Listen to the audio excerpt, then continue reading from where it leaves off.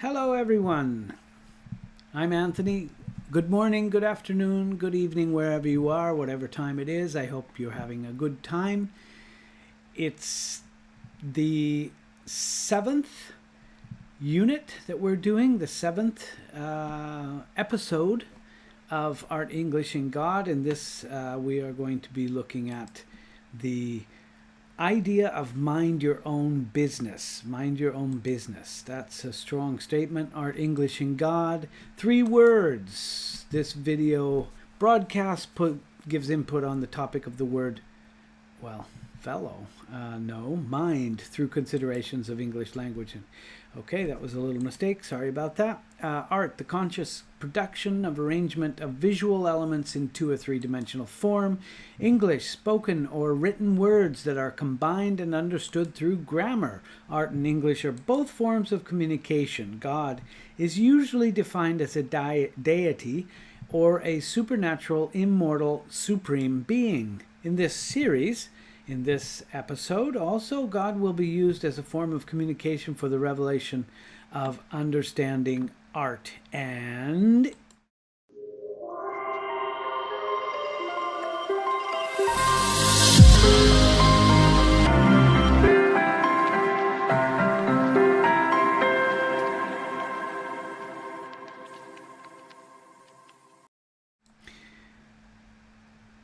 okay, so mind your own business. Let's first look at the word mind. We'll look at an etymology of the word mind. It's a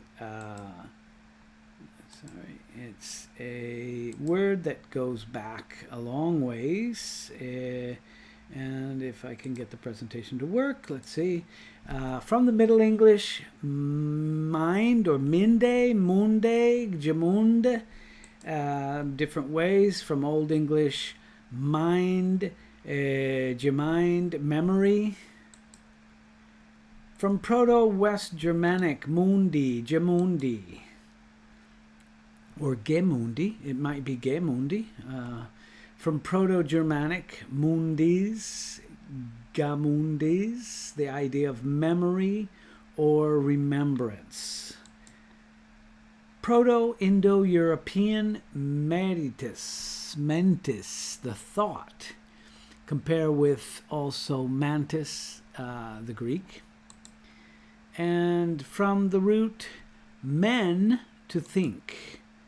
It's cognate with Old High German gemund, mind, memory, Danish mind, memory, Swedish min, memory, Icelandic mini, memory, recall, recollection, Gothic moons, memory and mind, Latin mens, the mind, the reason, Sanskrit, manas, ancient Greek menos, Albanian mend, mind, reason, and the doublet of the mantra.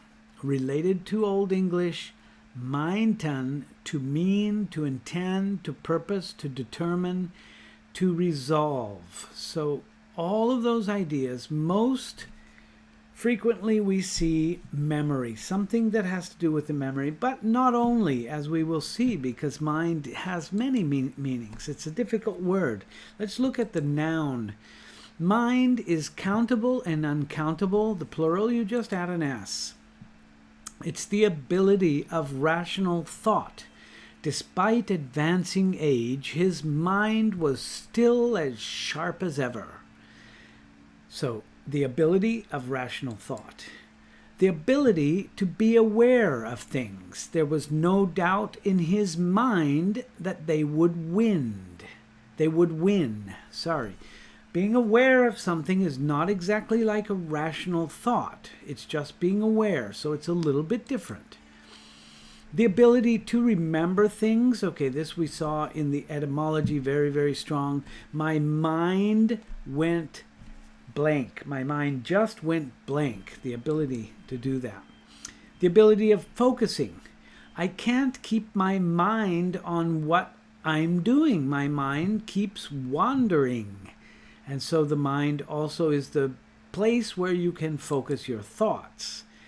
somebody that embodies certain mental qualities.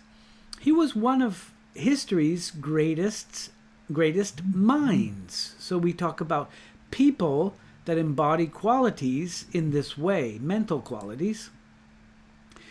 6, the judgment, opinion, or view. He changed his mind after hearing the speech. Okay, this one is quite popular, quite used. We talk about changing your mind. Desire, inclination, or intention. She had a mind to go to Paris. I have half a mind to do it myself. I am of a mind to listen. Okay, so I'm talking about my inclination here.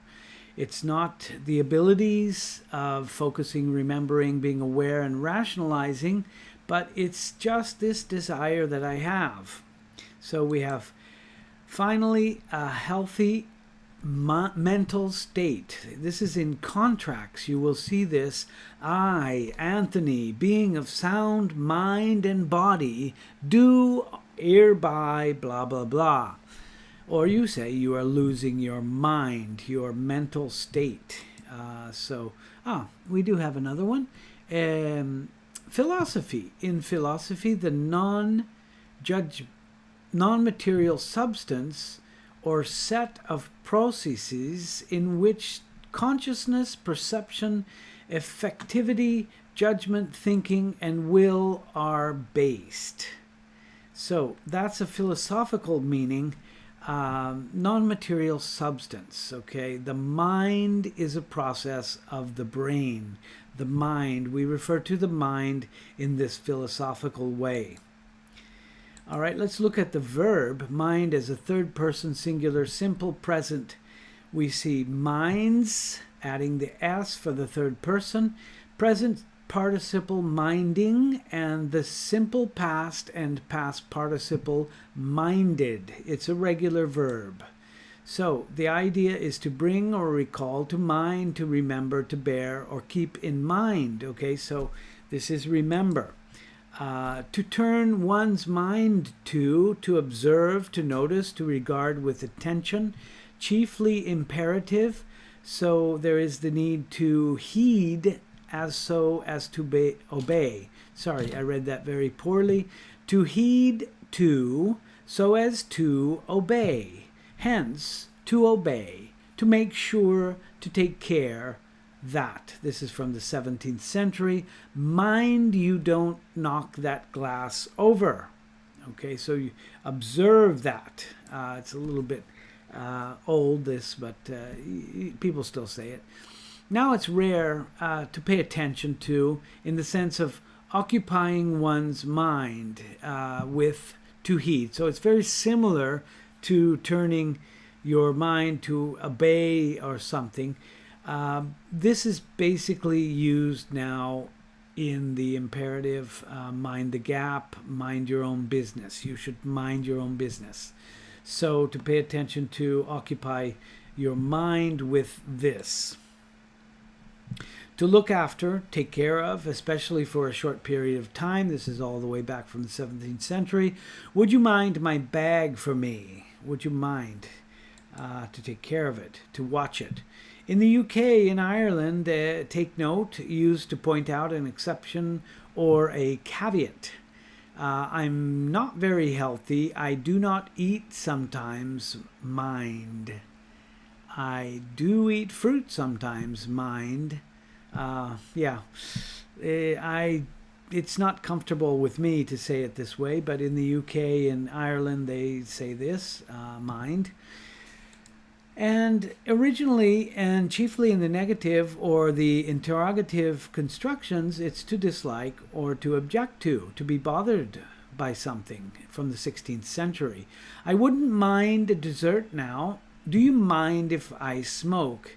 Now, these two sentences seem like they give exactly opposite meanings, but it is the same idea. It's to dislike. So I wouldn't mind. I would not dislike. In other words, I would like a dessert now. Do you mind if I smoke? Is it objectable to you? Do you dislike it if I smoke? So they are similar. Let's look a little more at our sentence for the day, our phrase, mind one's own business. The third person singular, simple present, minds one's own business. So minds one's own business. That's the present participle, minding one's own business. And the simple past and past participle, I minded or minded one's own business. Okay, of course you would talk about he or she in this case because it's singular, minded one's own business. He minded his own business, to put that into pronouns that are easily understandable. The idiomatic sense is to concern oneself only with what is of interest to oneself and not interfere in the affairs of others. I was just walking down the road, minding my own business, when I was attacked by a mugger, someone who accosted me and wanted money from me with a violent means. So I was minding my own business. I was there without bothering anyone. The synonyms we can find: stick to one's knitting. You should stick to your own knitting. MYOB, we might find this on some messages, mind your own business.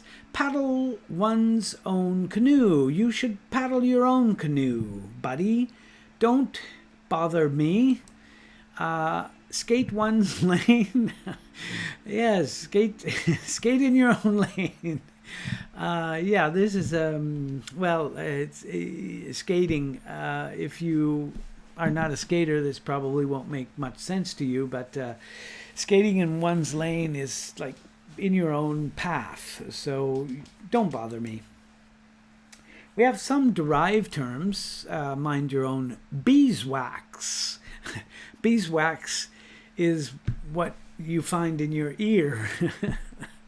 No, it's also the wax of the bees that forms the comb, the honeycomb, where the honey is. But beeswax is often also referred to that, so it has something to do with probably inside your ear. Mind your own business as a derived term, a singular idea. I had a mind your own business attitude. So I can use that way. Related terms, none of your business. That's none of your business. Mind your own business. It's none of your business. All right, let's look at to pry. Okay, this is a very, very similar word. It's one of the synonyms of minding in the sense of prying, which is inherited from Middle English prain, pryin, to look closely, to peer. That means to look into, to pry, and to spy. So we see an idea of actually spying. From Old English, prewan or preowian, it's to look narrowly, to squint. To squint at something. I'm squinting now. I'm closing my eyes very closely so that I can look at something more clearly, because actually squinting your eyes helps you to focus a little bit. That's attested by Old English bepriwan, which is to wink. To wink one's eye is closing one eye like that. And further etymology is unknown, but probably akin to the Old English preowat, which is the closing of the eyes. So seems like an opposite. Closing of the eyes is not looking at something carefully, but in combination you have preo with will, which is the blink or the blinking of the twinkling of an eye, and a moment and a wink. Okay, it goes a little bit off track there, but prying as a third person singular simple present, he pries, and the present participle prying, I am prying, I was prying. Simple past and past participle pried, it's a regular verb. It is intransitive to peer closely and curiously, especially at something close and not public. So figuratively, it's to inquire into something that does not concern you. To be nosy, to snoop. Snoop Dogg, Snoop. Snoopy.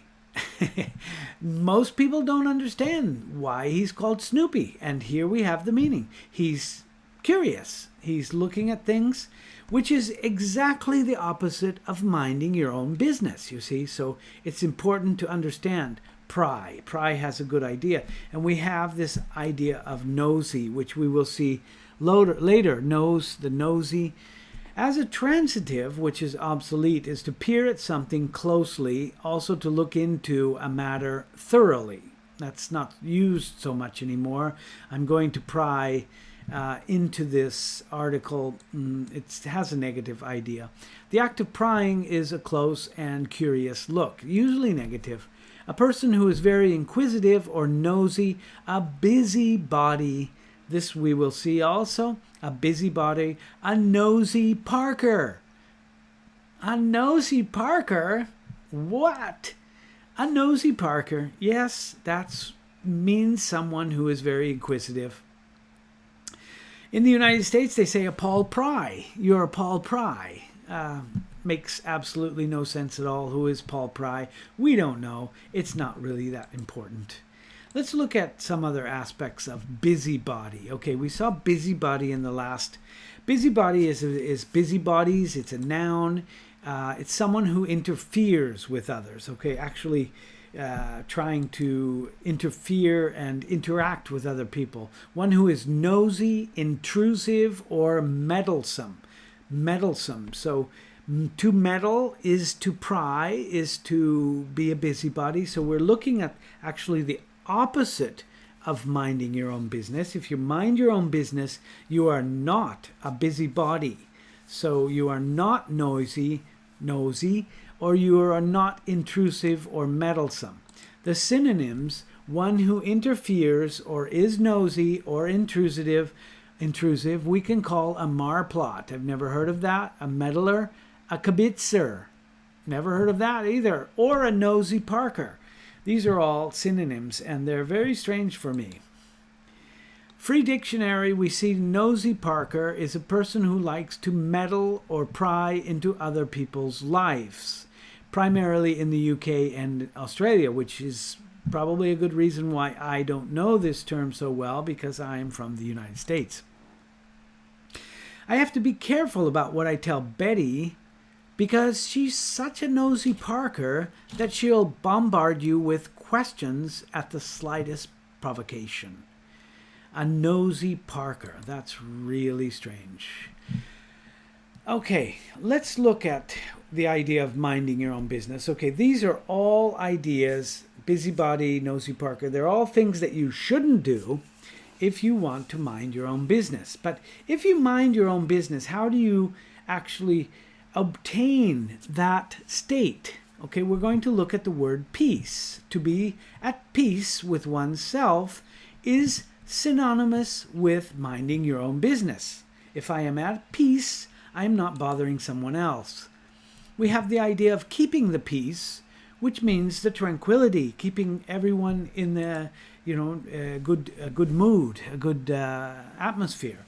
It's the absence of war or other hostilities. It's an agreement or a treaty to end hostilities, negotiating the peace. It's freedom from quarrels, those are arguments, things like that, disagreements, harmonious relations, roommates living in peace with each other. Public security and order. He was arrested for disturbing the peace. Inner contentment, serenity, peace of mind. So those are all ideas of peace. Why are we talking about peace? Well, it also is used as a greeting or a farewell, as a request for silence. So we have idioms at peace, to be at peace, to be in a state of tranquility, serene. She is at peace with herself and her friends. She's probably minding her own business.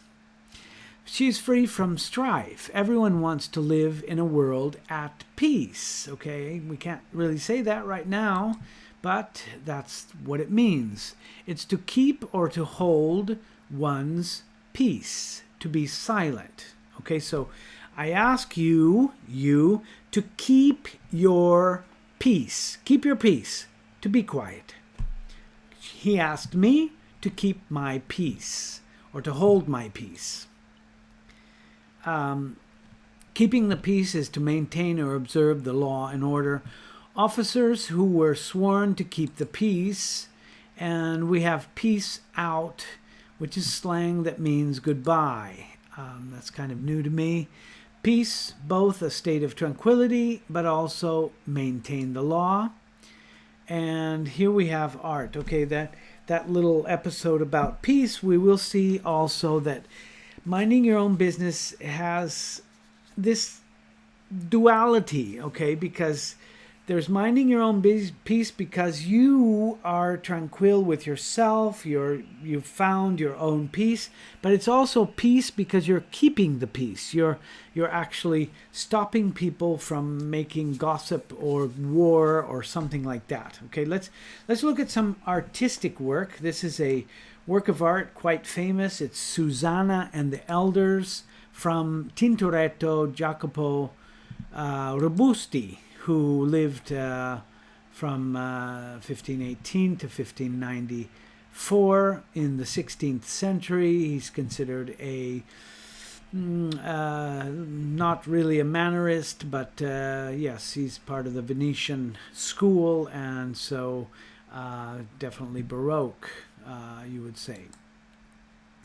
A scene from the biblical episode of Susanna, the book of Daniel.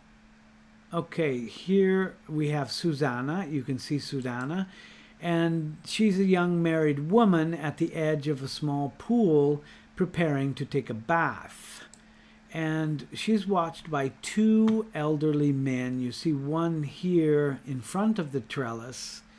And there's another one back here who is peering from the other side. And so you have these two men, acquaintances of her husband, desiring her and hiding behind the rose trellises in the garden. So we could say definitely that these two elderly men are not minding their own business.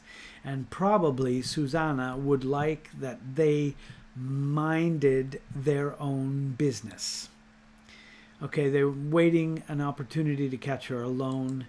And here we have another scene. This is the scene of Jesus in the... 1 second, please.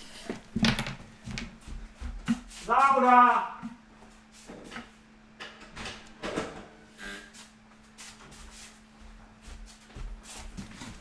Sorry about that.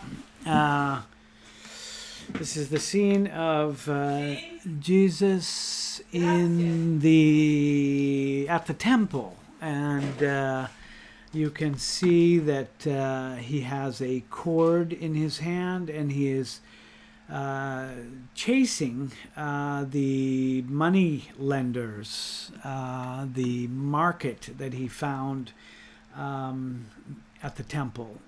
Very zealous activity.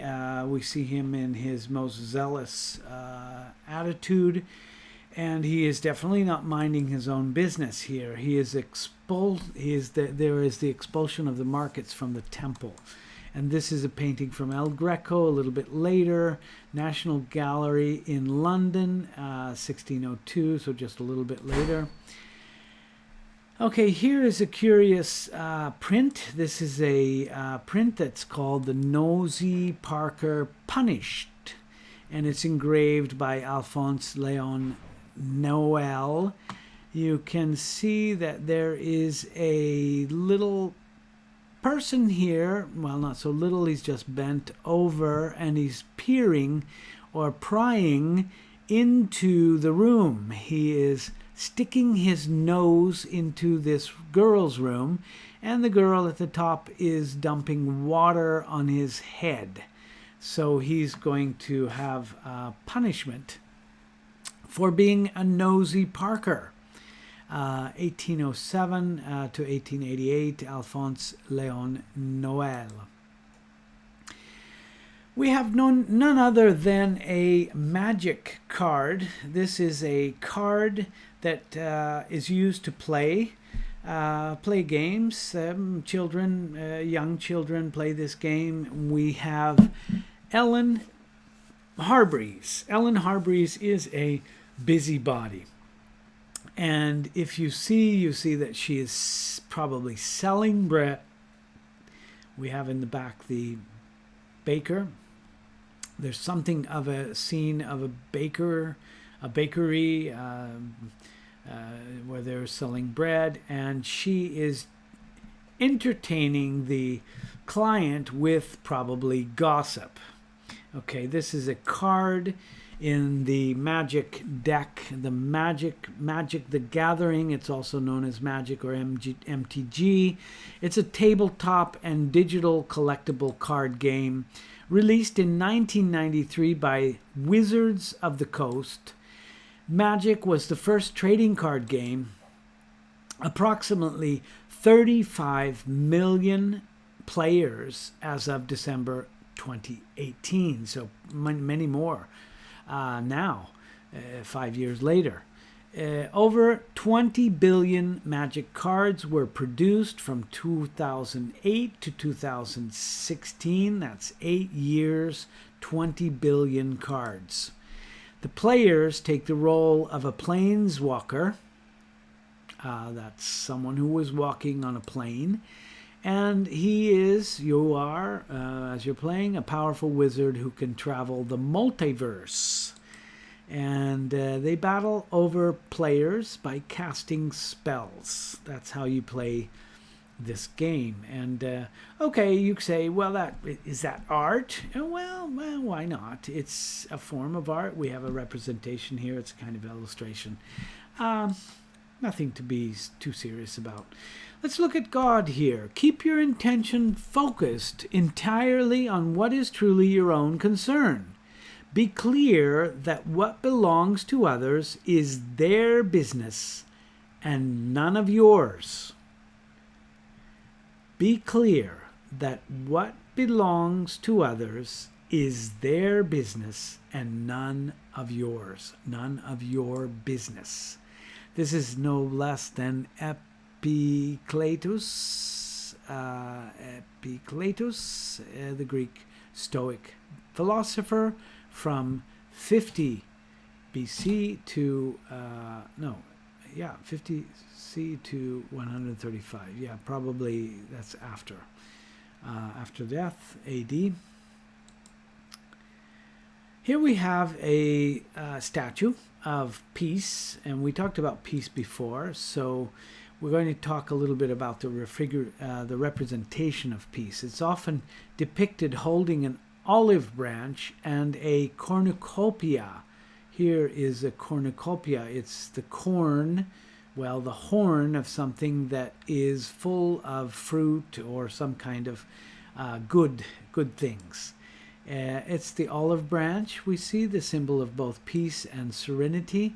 The dove, which returned to Noah after the flood, bearing olive branch in his beak.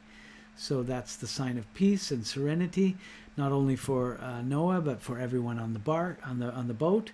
Symbolized the end of the tempest and the flood. Holding out an olive branch is a way people say, let's make peace. Holding out an olive branch. So the cornucopia is a symbol of plenty and good harvest. You see, it has fruits and things from the harvest. That's after the summer, when the farmers take the produce, the products from the fields. Pax is sometimes depicted as holding a cornucopia, we see in this statue.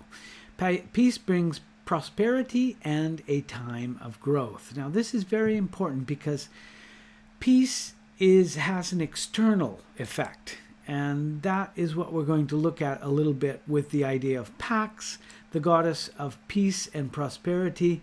Tells us that one brings the other. Peace brings prosperity. And this was something that the Romans understood very, very well. We can see Pax is the word for Latin peace. It's known in English as peace. and the Roman goddess of peace. So she was also named Peace. Derived and Pax, sorry. She was derived and adopted from the Greek equivalent Irene, which is peace, daughter of the Roman king god Jupiter and the goddess Justice. So wisdom and justice together, this is the idea of peace. Worshipping the peace was organized and made popular, especially during Augustus. Just a little bit after Christ, used her imagery to help stabilize the empire after years of turmoil. So the idea of peace was good propaganda for Augustus. Commissioned altar of peace on Campus Martius, the Ara Paces, which you can see today. It's quite intact. Vespasian built temple, the Templum Pacem. That's also partly visible. And it's a festival held January the 3rd, which is just a couple of days ago. Why were the Romans this way? Well, the idea for peace derived from pacisti, and it's more of a pact which concluded a war or a surrender of alliance with another faction. So you could say that peace was the lack of war. So when there wasn't war, this was what they could find, was peace. Rather than today's notion of peace as a lack of war. So it's surrendering or announced. It's a submission to Roman superiority, the outcome of war and not its absence. So this is the conquest that led to pacification. So after the war you have pacification, and that's the Roman idea. We have Shalom in Hebrew. Shalom, also spelled as Shalom, Shalom, Shalom, Shalom, Shulam, and this means peace, harmony, wholesome, completeness, prosperity, welfare, and tranquility. It's used idiomatically to mean both hello and goodbye. It can refer to either peace between two entities, or between a person and God, or between two countries. It's well-being, the welfare or safety of an individual or a group of individuals. The idea can be found in many other expressions and many other names. Its equivalent cognate in Arabic is salam. Selam in Maltese, Shlama in Syriac-Assyrian, Salam in Ethiopian Semitic languages, from the Proto-Semitic root slam. Biblically, shalom is the well-being of others. To treaties and prayers for well-being of cities or nations, the idea of completeness. So certainly minding your own business will bring about an idea of well-being, not only for yourself, for your people that are near you, but also between God. And Namaste, in the Hindu culture, we have a bow, an obeisance, which is similar to the term of obeying, obeisance, a reverential salutation or adoration, nama. Te means to you, so it's a singular dative case of dvam, and so the idea of namaste literally means I'm bowing to you. In Hinduism, it also has a spiritual import. The divine and self, Atman, self, is the same in you and me. So it connotes the idea to I bow in the divine in you. The sacred in me recognizes the sacred in you. And I think this is the way that I would like to end this presentation, because this is the idea. Minding your own business not only brings about an interior peace, because you are at peace with yourself, but also maybe peace with the others and peace with God. So this is the idea of minding your own business.